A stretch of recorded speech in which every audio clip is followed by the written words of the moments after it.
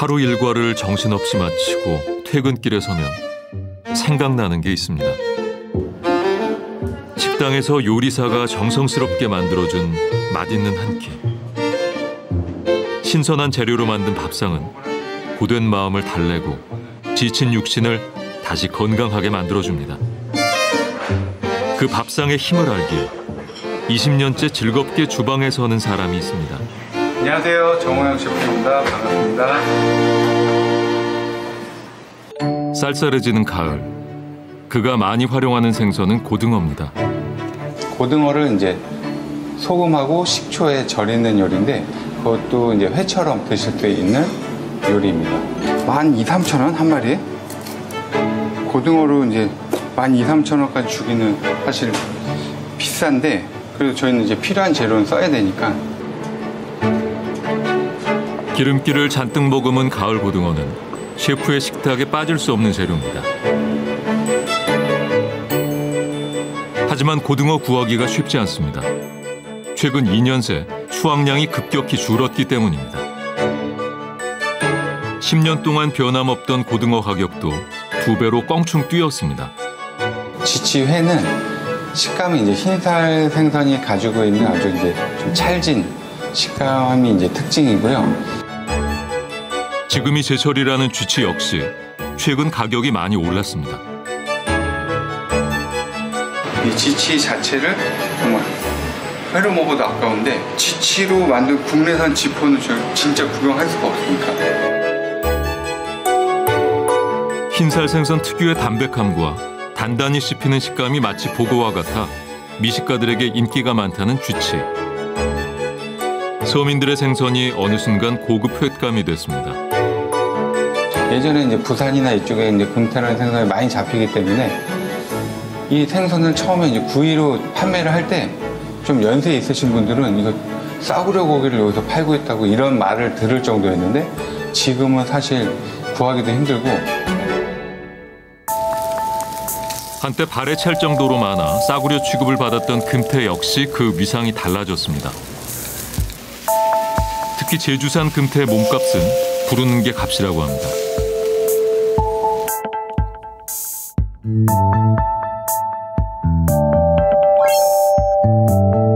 우리 바다에서 난 신선한 해물로 만든 요리들. 바다향 가득한 셰프의 한 상이 완성됐습니다.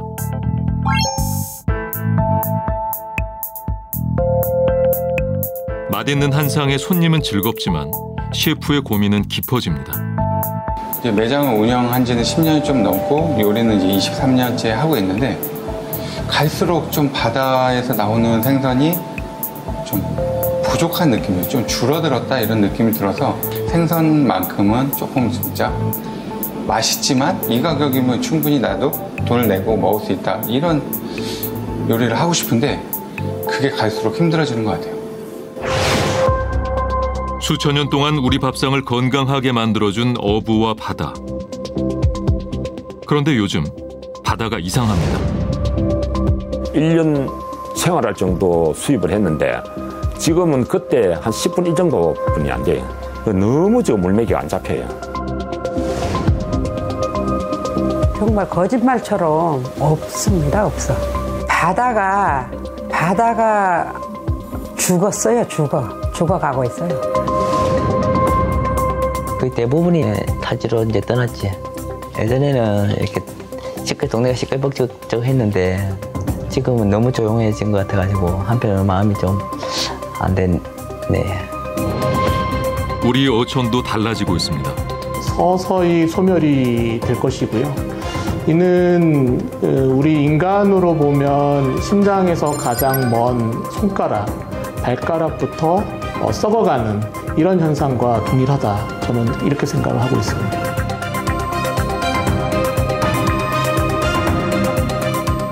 언제나 늘 그곳에 있던 바다. 도대체 지금 우리 바다에선 무슨 일들이 벌어지고 있는 걸까요?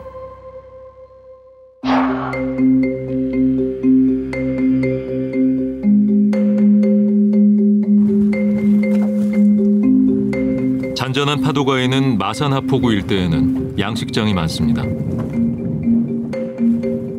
정성원 씨는 이곳에서 미더덕과 오만둥이 양식장을 운영하고 있습니다. 그런데 지난해부터 정 씨의 양식장에서 이상한 일들이 벌어지고 있습니다. 그물 한가득 달려있는 낯선 생물, 그리고 흐물흐물 녹아 없어지는 미더덕들. 10년 동안 양식장을 운영한 이래 처음 보는 광경입니다. 제가 우습게 소리를 하루아침에 다 죽었다 이렇게 이야기를 했는데 이게 동글동글하게 저렇게 있다가 그냥 가위 녹듯이 녹아버리더라고요. 저희가 어떻게 할 수 있는 방법은 없는 거라요. 방법은 없고. 해결할 방법도 원인도 몰라 미더덕 양식은 포기하고 말았습니다. 우리는 3개월 뒤 오만둥이 채취 시기에 맞춰 양식장을 찾았습니다. 바닷속을 살펴줄 다이버도 함께했습니다. 이번에도 그물에 이상한 생물만 가득하다면 오만둥이 양식도 손해만 본 채 끝나게 됩니다. 바다로 나가는 정 씨의 얼굴에 수심이 가득합니다. 과연 오만둥이들은 무사할까? 오만둥이가 오만대부터가 잘 큰다고 오만둥인데 위에 조금 여기 한 마리씩 있고. 그물을 아무리 올려도 오만둥이는 없습니다. 망가진 그물 속에서 겨우 한 마리 찾아냅니다. 양식장 내부를 살펴봐야겠습니다.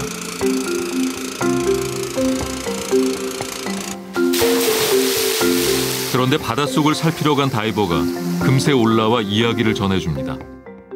이 바닥이 완전 썩었는데. 바닥이 썩었다는 충격적인 한마디.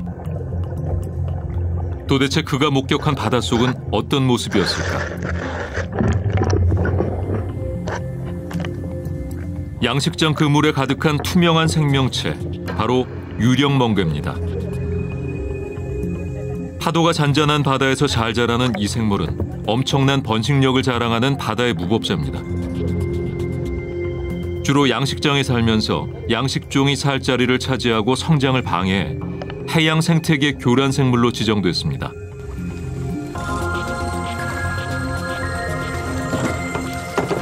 그물의 한 90%는 유령멍게예요. 오만둥이는 한 1% 될라나 모르겠습니다. 작년에도 유령멍게가 좀 많이 있었는데 올해처럼 이렇게 많지는 않았습니다. 문제는 이런 이상 현상이 지난해에도 있었다는 겁니다.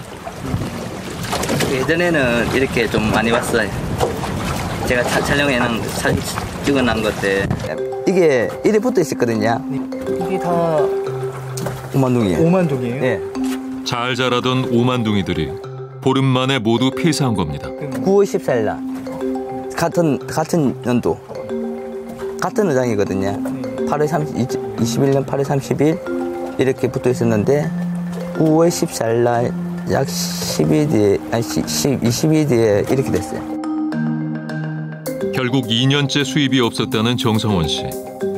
당장 생계도 문제지만 앞으로의 살 길이 막막하기만 합니다. 참담하죠 뭐. 생활비는 어떻게 감당하나. 저 같은 경우에는 지금 결혼한 지 1년도 안 됐어요. 그 아기도 있고 지금 상황이 이러니까는 올해는 포기했다 보시면 될 것 같아요.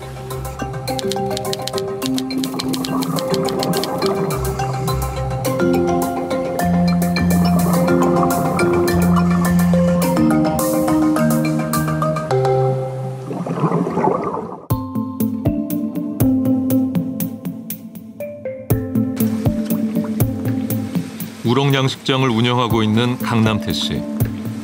그 역시 몇 해 전부터 악몽 같은 여름을 보내고 있다고 합니다. 밤사이 죽어버리는 우럭들 때문입니다.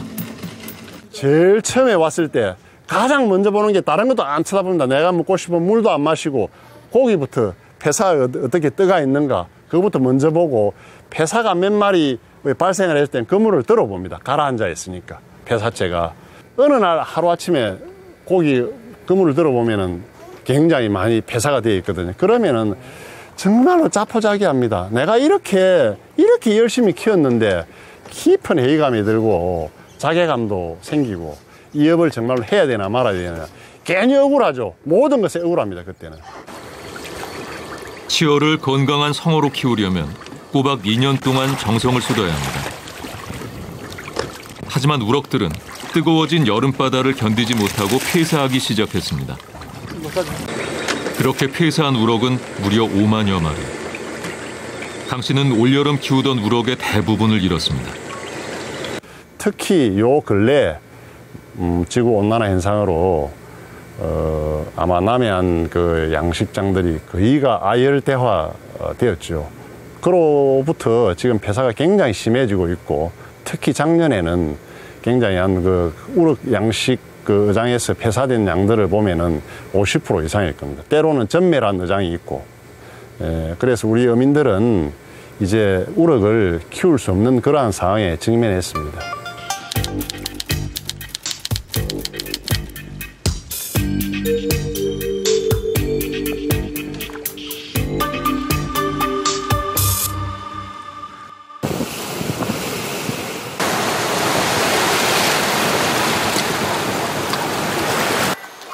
불턱이라 불리는 제주의 해녀 탈의장. 이곳에서 약 80여 명의 해녀들이 활동하고 있습니다. 제주 토박이인 이재복 씨는 10대 아기 해녀가 됐습니다. 태왁을 안고 바다에 나간 지도 어느덧 40년. 이재복 씨는 해녀 중에서도 가장 기량이 뛰어난 상군이 됐습니다. 언제나 바다는 풍요로운 그런 것만 생각해왔지 이렇게 황폐될 거라고는 생각도 못했습니다. 이재복 씨는 20년 전 제주 해녀들의 삶을 다루는 한 다큐멘터리에 출연한 적이 있습니다. 눈 하얀 볼 땐 즐겁고 못 볼면은 조금 안 좋고. 어떨 때 가장 바다에 나가기 싫었어요? 비바람 불 때는 쉬고도 싶고요. 해녀가 바다 깊은 곳까지 들어가 해산물을 채취하는 일을 물질이라 부릅니다. 해녀 해산물은 신선하고 품질이 좋아 전국에서 가장 인기 있는 특산품으로 꼽혔습니다.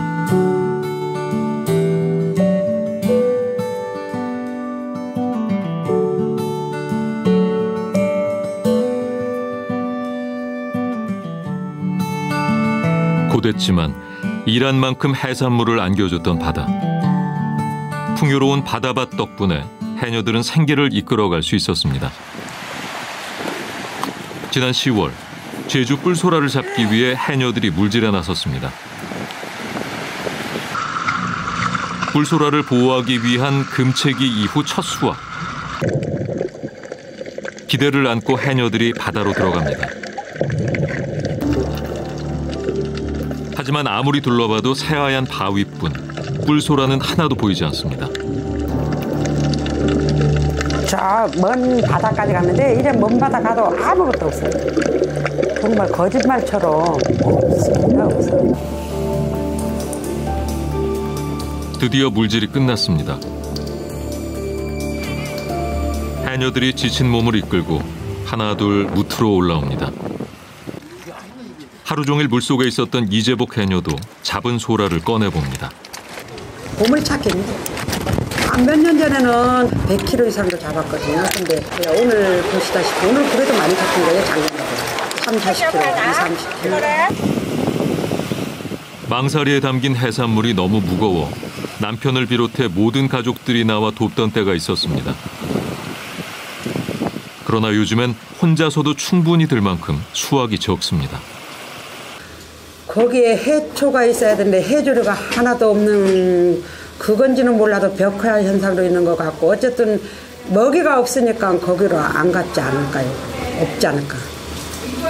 오늘 바다에 들어가셨는데 감태나 이런 건 좀 어땠어요? 하나도 없어요. 바위가 좀 빨가면 살아있는 거고 하얗고 거무스름하면 바위가 죽는 거거든요. 죽으면 아예 이 소라든 해산물이 붙지를 않습니다. 바위가 죽었다는 것은 어떤 의미일까? 지금으로부터 9년 전 제주 바닷속 모습입니다. 미역과 감태, 톳 등 해초들이 무성해 바닥이 보이지 않을 정도입니다. 제가 재작년에 2020년에 용평리에서 그때 8년, 9년을 촬영한 사진을 좀 통틀어서 기획을 해서 전시를 한 적이 있습니다. 근데 그 작업을 하다가 2013년부터 제가 해녀 숨소리 뭐 이런 것들을 좀 기록해 놓으려고 찍었던 영상 속에 보니까 풀이 많은 거예요. 해초는 수많은 바다 생물들의 먹입니다. 알을 낳는 산란지이자 서식지이기도 합니다. 그런데 갑자기 해초가 점점 사라지기 시작했습니다. 그와 동시에 다양하던 해양 생물도 줄어들었습니다. 명자 삼촌이 아유 저 바다가 언니들이 나이 먹고 시간이 지나면 자기들 바다가 될 줄 알았대요. 근데 바다가 나보다 빨리 늙더라 라는 말씀을 하시는 거예요. 그래서 바다가 늙어간다는 표현 자체가 작가한테 되게 매력적인 이야기였던 거죠. 그러면서 그 뒤부터 지금 매해 바다를 찍고 있습니다. 예, 예. 박정근 작가는 조금씩 늙어가는 바다를 꾸준히 기록하고 있습니다. 그의 영상 속에는 이제는 볼 수 없는 젊었던 제주바다 풍경이 가득합니다. 20년 전 다큐멘터리 속 제주바다는 더 싱그럽습니다. 해초들이 숲을 이루고 각종 해양 동물들이 가득해 황금어장이라 불렸습니다. 하지만 지금 제주바다는 해조류를 시작으로 생물들이 연쇄적으로 사라지는 사막화 현상이 심각합니다. 먹이사슬 생태계가 망가져버린 겁니다. 기후변화에 의해서 감태가 줄어들게 되면 감태의 주요 기능이 서식장소 제공 그리고 이제 먹이원 제공인데 이 두 개의 기능에 의해서 사는 종들이 주로 우리가 잡고 있습니다. 이제 어족자원들이 거기서 나타나게 되는데요. 이 어족자원들의 이제 붕괴가 발생하게 됩니다. 그러면 이 어족자원들을 주로 이제 채취했던 어업인들이 그런 생산성이 떨어지게 되면 이제 결과적으로 수입이 줄어들게 되고요. 이제 수입이 줄게 되면 그 사람들이 기반으로 하는 그런 이제 수익 기반들이 무너지게 되니까 어업 생태계가 무너지게 되고 그러면 결과적으로는 어업에 종사하는 전체적인 산업이 붕괴할 수 있는 그런 일련의 과정을 갖고 있습니다.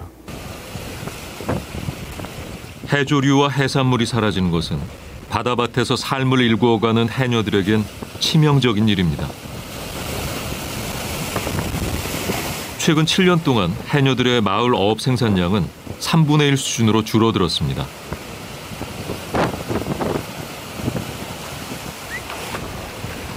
옛날처럼 바다는 풍요롭지 않고 해녀들은 바다와 함께 늙어가고 있습니다. 바다 위에서 거친 숨을 가다듬는 휘파람 같던 숨빛 소리도 점점 희미해지고 있습니다. 그래도 우리 뒤를 이어서 해산물 채취하는 분이 많았으면 좋을 텐데 뭐 바다 이런 생태 관계인지 몰라도 해산물이 없는 관계인지 몰라도 이제 하고 싶다 하는 사람이 없습니다.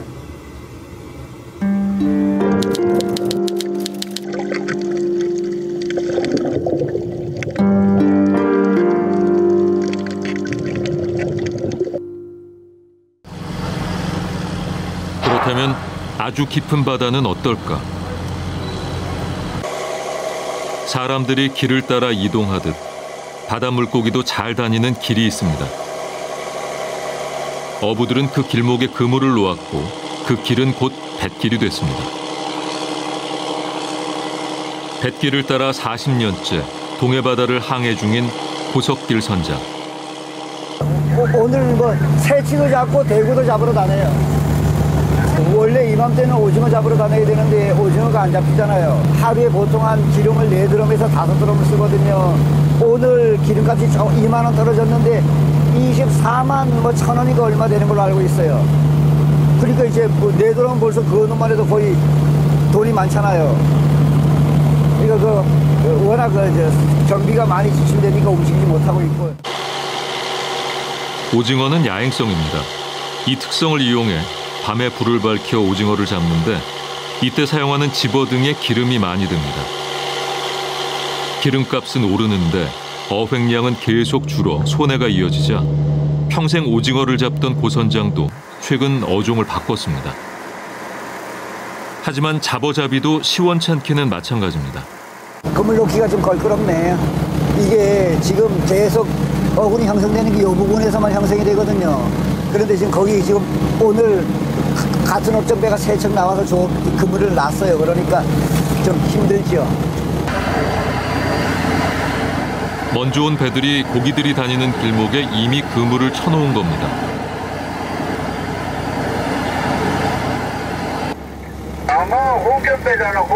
적은 양의 자보를 두고도 어민들은 매번 경쟁을 하고 있습니다. 놀 자리가 없어요. 지금 저 같이 끼일 입장이 못 되네. 남의 금을 피해 줄까 봐서. 결국 조금 늦게 도착한 고 선장은 좋은 자리를 모두 놓치고 말았습니다. 그래도 고심 끝에 자리를 골라 그물을 내립니다. 모르죠, 뭐요. 아무도 몰라요. 저 여왕님은 아시겠죠. 드넓은 바다가 마치 마르지 않는 샘처럼 느껴질 때가 있었습니다. 매번 그물을 따라 묵직하게 고기들이 올라왔습니다. 그 고기들이 돈이 되고 꿈이 되었기에 고된 줄 모르고 바닷일을 하던 지난날. 하지만 이제 바다는 달라졌습니다. 기다림을 끝내고 그물을 올려봅니다. 그런데 잡은 고기들을 헤아려 보니 얼마 되지 않습니다. 14시간 동안 일에 얻은 수익은 약 80여만 원. 배를 띄우고 어업을 하는 데 든 돈은 150만 원이 넘습니다. 결국 오늘은 손해를 보고 말았습니다. 이익을 보는 날도 있지만 적자인 날도 많아지고 있습니다. 이렇게 허탕을 친 날이면 옛 생각이 나기 마련입니다. 저 이제 육지 앞거리 한 30분, 40분, 1시간 거리에 또 다른 하나의 도시가 형성되고 그랬었어요. 이 집어등 이 불이 어마어마하게 밝지 않습니까? 그게 이 옆에 배들이 그렇게 많이 모이니까 이 멀리서 이렇게 보면은 또 다른 하나의 도시가 형성이 되는 거예요. 멀리서 보기는요. 지금도 눈에 선명한 그 시절 그 풍경. 수천 개가 넘는 집어등 불빛에 동해바다는 밤에도 낮처럼 밝았습니다.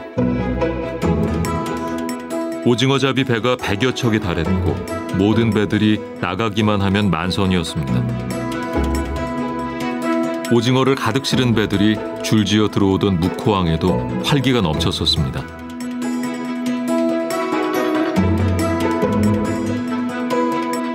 신이 난 어부들과 팔려는 상인들, 또 사려는 손님들로 늘 북새통을 이뤘습니다.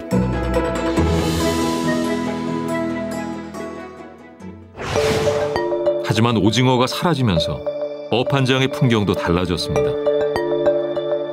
집어등을 단 배들 대부분이 포구에 정박해 있습니다. 20년 새에 아주 귀한 몸이 된 오징어는 값비싼 금징어가 됐습니다.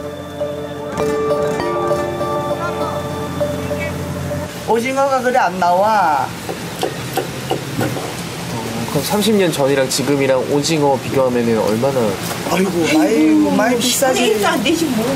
10분의 1도 안 된다. 옛날에는 저 덕장마다 다 오징어 늘어나가지고 진짜 많았댔어. 요새도 솔직히 오징어가 좀 난다 하면 달아들고 많이 살아와요. 아예 없으니까 나 그랬어.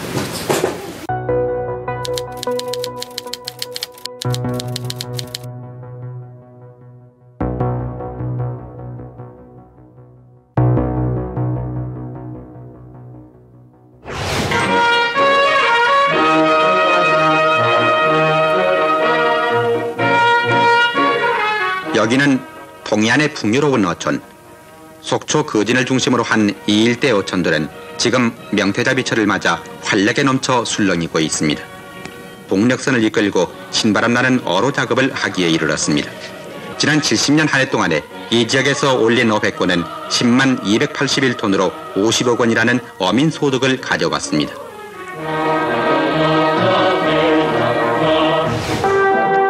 동해안 일대에 명태와 오징어 등이 13년 만에 대풍어를 이루었습니다. 10톤짜리 명태잡이 배 한 척이 건져 올리는 명태가 하루 2톤씩이나 되고 돈으로 치면은 60만 원어치를 낚아 올립니다. 그래서 이 일대 어민들은 더없이 바쁩니다. 속초와 주문진, 동해, 거진 일대 각 항구는 모처럼 활기를 띠고 있으며 어민들은 지난 몇 해 동안 흉어로 수협에서 빌어 쓴 영어 자금을 모두 갚아버리고 60억 원 규모의 예금까지 하게 됐습니다. 80년대 동해를 대표하는 어류는 명실공히 명태였습니다. 그런데 어느 순간 동해에서 명태가 감쪽같이 사라졌습니다. 국립수산과학원에서는 살아있는 명태 보상금까지 내걸었습니다. 도대체 그 많던 명태는 어디로 간 걸까? 서울대 한 연구팀이 명태가 사라진 원인을 발표했습니다. 그동안 고수원, 남획 등 다양한 의견이 있었지만 원인이 밝혀진 것은 처음입니다. 이렇게 산란된 서식지에서 우리나라 동해안에 남쪽으로 이렇게 내려와야 하는데 보시는 것처럼 80년대 후반에 남쪽으로 내려오는 양이 74% 정도가 줄어들게 됩니다. 우리 바다의 수온이 올라가자 동해안에서 산란하던 명태들이 더 차가운 바다를 찾아 모두 북쪽으로 올라갔다는 겁니다. 우리나라 같은 중위도의 경우에는 공간적으로 수온 변화가 큰 지역이기 때문에 기후변화에 따라서 다른 지역보다도 저희도나 고위도 지역과 비교해서 급격한 수온 변화가 발생할 수 있는 지역입니다. 이에 따라서 우리나라 주변에 서식하고 있는 어종이 크게 달라질 수 있습니다. 연구대로라면 다른 생선들이 사라진 이유 역시 높아진 바다의 수온 때문이라는 추측이 가능해집니다. 문제는 매년 수산물 소비량은 증가하는데 자급률은 계속 줄고 있다는 겁니다. 138%에 달하던 우리 수산물 자급률은 2019년 반토막 나고 말았습니다. 수입 수산물이 많이 들어오고 거기서 경쟁력이 약한 국내 수산물 생산이 줄어들게 될 경우에 그 이후에는 우리가 전적으로 수입 수산물에 의존할 수밖에 없습니다. 그러면은 이제 어느 일정한 시간이 지나서 그 수입산 가격이 오르게 되면 우리는 생산이 이미 기반이 붕괴가 되어 있기 때문에 그게 대응을 할 수가 없죠. 만약에 수산업의 기반이 붕괴가 된다면 그것은 전적으로 어촌 소멸과도 직결된다라고 생각을 합니다. 그래서 어촌 소멸과 수산업은 아주 높은 상관관계를 가지고 있다라고 판단하고 있습니다. 전문가는 어획량이 줄어드는 것이 생선을 소비하는 우리 국민에게도 문제지만 어업으로 경제생활을 하는 어촌에 더 치명적이라고 경고합니다.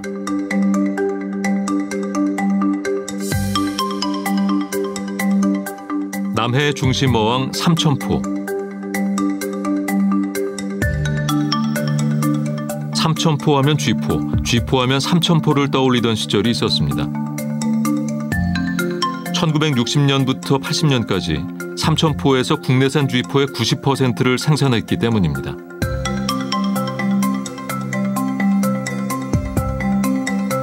쥐치로 가득한 배가 항구로 들어오면 온 마을 사람들이 달려들어 쥐치를 다듬곤 했습니다. 삼천포에 들어서면 온통 쥐포 냄새가 진동하던 시절 가공 공장은 100여 곳에 달했습니다. 덕분에 삼천포는 부자 도시로도 유명했습니다. 그런데 90년대 들어 쥐치 어획량이 급감했습니다. 결국 버티지 못하고 가공 공장이 하나둘 문을 닫더니 이제 남은 곳은 10여 개뿐입니다. 여기 지역의 흥망성쇠를 지켜본 공장이 있습니다. 정미양 씨는 아버지 뒤를 이어 가족과 함께 공장을 운영하고 있습니다. 포 뜨고 그다음 세척을 해서 씻어갖고 조밀해갖고 그 숙성실에다가 2일 놔두고 숙성 씻어가지고 내려가지고 건조실에 들어가면 그대로 말라가 납니다. 그래도 옛날 방식이 제일 나은 것이에요. 다른 거 뭐 해봐야 이거는 뭐 답이 없어요. 그래도 옛날 맛을 찾아서 먹는 건데 바꿔도 좀 그렇지. 무려 40년째 전통 방식 그대로 쥐포를 만들고 있다는 정미양 씨. 그녀는 만드는 방식만 그대로일 뿐 그 외 모든 것들이 변했다고 말합니다. 이리 비쌀 거라는 아무도 상상도 못 했지. 그게 마지막에 국산 날 때도 8만 원 날 때도 쌀 한 가마이 값이라 했는데 지금도 쌀 한 가마이가 아니고 쌀 10가마이 값을 하니까 엄청 비싸. 너무 비쌉니다. 너무 비싸. 우리가 생각해도 너무 비싸.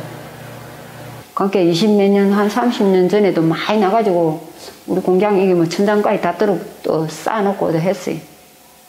삼천포에서 지포 안 따본 사람이 별로 없고 안 만져본 사람이 별로 없지. 다 만졌지. 그때는 참 풍년 옛날에는. 오랜 시간 국민 간식이자 서민들의 술안주로 사랑받았던 쥐포. 쥐포 덕분에 사천시 전체가 먹고 살았다고 할 정도로 의존도가 높았습니다.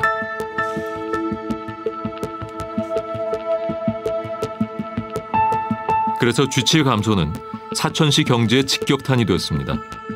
공장들이 줄이어 문을 닫았고 쥐포 산업 역시 빠르게 쇠퇴했습니다. 산업의 쇠퇴는 도시의 쇠퇴로 이어졌습니다. 삼천포 인구는 20년 새 7만 3천 명에서 1만 5천 명으로 줄었습니다. 현재 우리나라의 경우에는 바닷가에 있는 연안 지역들은 대부분 수산업에 의존을 하고 있습니다. 예를 들어서 통영 지역의 경우에는 멸치, 그 다음에 영덕 울진 지역의 경우에는 대게, 그 다음에 전남도 지역에는 참조기, 우리 부산은 고등어에 의존을 하고 있듯이 이 수산물이 지역 경제에 미치는 영향은 굉장히 큽니다. 그래서 이 수산물의 생산량이 조금이라도 감소를 하게 된다면 지역 경제에 대한 영향은 절대적이라고 말할 수 있습니다. 바다에서 나는 것들을 기반 삼아 먹고 살아온 어촌에게 어획량 감소는 치명적입니다. 그런데 어촌 마을이 들이운 위기는 이뿐만이 아니었습니다.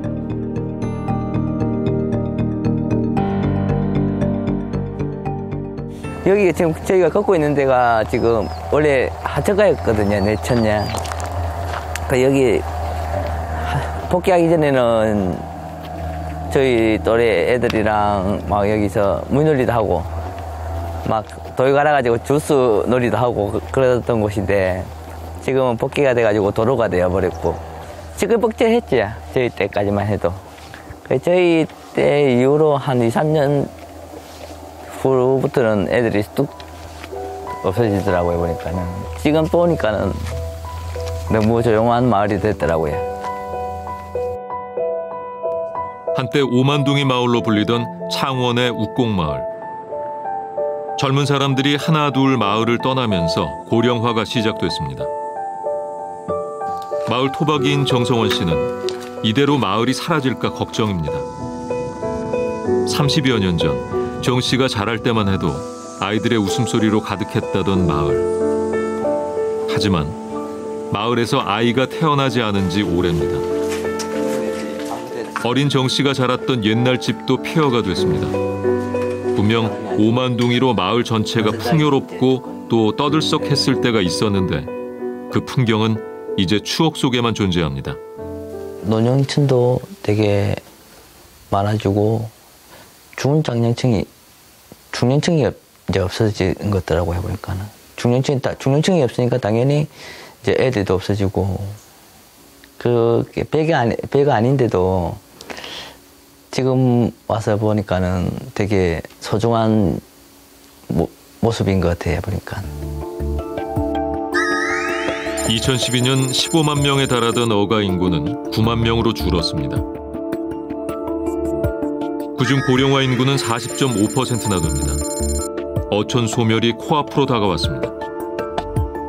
어촌 소멸은 도시로의 이주로 인한 지역 공동화, 또 그에 이어진 지역 투자 감소, 또 그에 이어진 정주 여건 악화, 그리고 최종적으로 어촌 소멸 위기 등 지역 쇠퇴 악순환의 과정이 전형적으로 나타난 사례라고 생각이 됩니다. 물매기로 유명한 통영의 아름다운 섬 추도. 2020년엔 경상남도로부터 살고 싶은 섬으로 선정되기도 했습니다.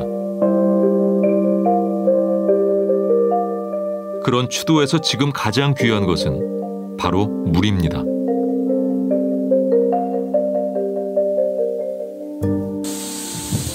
하나도 안 봅니다. 오후 6시 돼야 이제 1시간 참. 6시 되면 이제 하루 1시간 줍니다. 6시에 7시까지 1시간. 물이 기해서 이 통에다가 물로 받아놓고 이래가 지금 쓰고 있어요. 물이 지금 오물이 찌꺼리 엄청 많아. 이 어쩔 수가 없어. 이 물이 귀하다 보니까 먼지가 들어가고 이래갖고 지금 쓰고 있어요. 어쩔 수 이걸 안 하면 굶어 죽는데 뭐. 이걸 보고 요리를 해가 먹고 있어. 추도에는 상하수도 시설이 없습니다. 마을 물탱크에 지하수를 모았다가 사용했는데 가뭄이 길어지면서 물이 부족해진 겁니다. 이렇게 생활한 지도 어느새 9개월이 넘어갑니다. 하지만 생활의 근간인 물이 부족하자 모든 일상이 불편해졌습니다. 끼니를 때우는 것도 쉽지 않습니다. 어머니 그러면 요즘 물 안 나오면서 반찬이나 국이나 이런 게 좀 달라진 게 있어요? 힘들어요. 좀 예를 들어서 한 5가지 할 거 뭐 2가지, 3가지만 하고 말지. 많이 못해. 어업을 나가는 바람에 빨랫감은 매일 나오지만 물이 많이 드는 세탁기는 무용지물입니다. 우리 같은 경우에는 매일 배를 바다를 다니니까 매일 해야 되는데 매일 하지는 못할 때도 있고 이틀에 한 번씩 할 때도 있고 여름에는 옷이 얇으니까 그나마 손빨래도 씻는데 겨울에는 내복 입어야지 파카 잠바 입어야지 이제 빨래가 또 굽어지면 이제 빨래도 어떻게 해야 될지 몰라. 수도 공급이 원활하지 않자 젊은 사람들부터 하나둘 마을을 떠나기 시작했습니다. 1000명대였던 마을 주민 수는 최근 140명으로 줄었습니다. 그러니까 물이 없으니까 나가버리고. 물이 안 나오니까 그냥 나가버리고. 그러면 74년 동안 여기 사시고? 예. 원주민이었어요. 이번에 나가신 건 처음이시네요. 그렇지. 물이 안 나와 처음이죠. 평생 살던 마을을 떠날 수밖에 없었던 사람들. 남아있는 주민들도 떠날 날만을 기다리며 하루하루를 버티고 있습니다.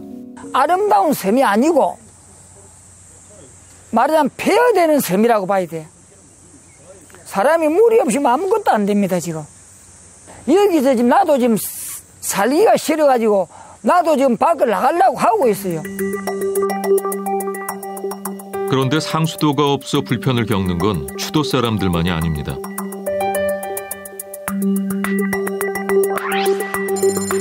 상수도 설치가 돼 있지 않은 곳은 모두 370개. 무려 84%나 됩니다.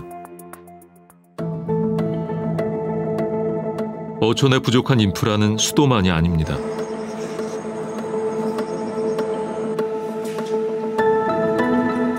정미선 씨 부부는 2년 전 아이들과 함께 청년 친화도시로 지정된 남해군에 정착했습니다. 그런데 얼마 전 출산한 정 씨 부부에게 큰일이 있었다고 합니다. 다른 것보다 혹시나 아기가 잘못될까 봐 얘가 이제 차 안에서 혹시나 출산하다 잘못될까 봐 그게 좀 크게 걱정이에요. 아무래도 차에서 태어나다 보니까. 지난 6월 30일 출산일을 한 달 앞둔 산모에게 통증이 발생했습니다. 남편 이 씨가 급한 마음에 119에 신고를 했고 정 씨는 신속하게 구급차를 타고 병원으로 이동했습니다. 경산부이기도 하고 진통 주기가 점점 짧아지고 하니까 이게 뭐 1시간 이내에도 충분히 분만을 할 가능성이 있다고 판단했기 때문에. 하지만 남해군에서 출산이 가능한 진주의 산부인과까지 걸리는 시간은 대략 1시간. 결국 정미선 씨는 달리는 구급차 안에서 아이를 낳았습니다. 또 미숙하니까 산소를 저희가 여기 호흡자에서 산소를 줄일 수가 있거든요. 그 산소를 이제 호흡 보조하면서 받은 거죠. 다행히 아이는 건강하게 태어났습니다. 무사히 진주의 병원에 도착했지만 또 다른 문제가 발생했습니다. 도착한 산부인과에 인큐베이터가 부족했던 겁니다. 결국 산모와 아이는 창원의 대학병원까지 1시간을 더 이동해야 했습니다. 그때는 뭐 감정이 뭐 너무 격해 있어가지고 뭐 이런 말로는 못 하겠는데 진짜 걱정은 많이 됐습니다. 애를 낳더라도 저랑 같이 가다 놀 거라면 그렇게 했는데 결국에는 이번에는 많이 급했는가 119를 탄다더라고요. 그래서 타고 간 거였는데 따라가는데 저도 많이 좀 애가 타더라고요. 애만 낳는다고 되는 게 아니잖아요. 사는 소리원도 있어야 되고. 솔직히 낳으라는 말은 하는데 군에서도 뭐 맨날 왔다 갔다 그 시간이 너무 아깝고 병원이 있고 조리원이 있으면 좋겠죠. 솔직히 말을 하면. 남해군엔 출산을 할 수 있는 산부인과만 없는 게 아닙니다. 소아과는 단 한 곳, 산후조리원은 없고 육아 지원을 받는 일도 하늘의 별 따기입니다. 아이를 더 잘 키우기 위해서 청년들은 어촌을 떠날 수밖에 없습니다. 인구가 줄어드니까 그런 인구가 있어야 버틸 수 있는 인프라들이 자꾸 사라지는 겁니다. 인프라가 사라지면 그 지역은 또 매력을 잃게 되죠. 그러면 또 인구가 그거에 반응을 해서 또 유출되는 현상이. 그러다가 나중에는 그 지역에 청년들이 정말로 필요로 하는 어떤 그런 병원도 없는 거예요. 그래서 지역을 떠난다라고 많은 분들이 분석을 하고 있어요. 의료뿐만이 아닙니다. 교통, 교육, 문화 등 다양한 인프라가 모두 부족한 어촌은 도시와 농촌에 비해 삶의 질이 크게 떨어지는 것으로 나타났습니다. 네, 이런 인구 소멸에 가장 취약한 지역들은 결국은 이제 중심 도시와 거리가 먼 이제 뭐 전남, 뭐 강원도 이런 지역의 바닷가 지역이나 이런 어촌 지역이 가장 빨리 그런 타격을 입지 않을까 싶고요. 어촌 지역에서는 그보다 좀 더 사회적 자원이 많은 지방 도시로 이주를 하고 또 그런 작은 도시에서는 뭐 대구나 뭐 지방 거점 광역시나 이런 곳으로 이주를 하고 또 그런 도시에서는 또 수도권으로 이주를 많이 하는데요. 이런 단기적인 이주의 과정이 지금 발견되고 있고요. 더 나은 환경을 찾아 인근 도시로 계속해서 이동하는 청년들. 결국 어촌엔 노인들만 남게 됩니다. 시간이 갈수록 도시는 더 거대해지고 어촌은 점점 더 작아집니다. 청년 이동이 가장 많은 지역은 전라남도입니다. 2018년 한 해에만 10,000명의 청년들이 신안, 진도 등 어촌을 떠나 광주시 등으로 이동했습니다. 보통 우리 지역 소멸 지수 0.5 미만이 이제 소멸 위험성에 진입했다라고 평가를 하고 있는데요. 2020년 우리 어촌의 현실을 들여다보면 약 325개의 어촌 지역이 소멸 위험성에 있다라고 추정되었습니다. 지역 소멸 지수는 수치가 낮을수록 소멸 위험이 높다는 것을 뜻합니다. 이에 따르면 농촌보다도 섬과 어촌이 더 빨리 소멸될 가능성이 높습니다. 전문가들은 2045년 어촌의 97%가 소멸 위험에 처할 것이라고 보고 있습니다. 만약 어촌 소멸이 현실화된다면 위기는 도미노처럼 지역 소멸로 번져갈 것이라고 경고합니다.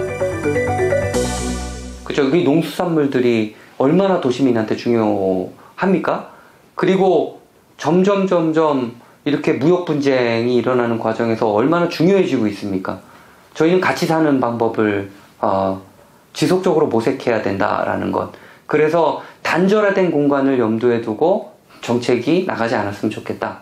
이렇게 서서히 국토의 끝단부터 말라간다는 이야기는 결국 대한민국 발전의 성장의 발목을 잡을 수 있다.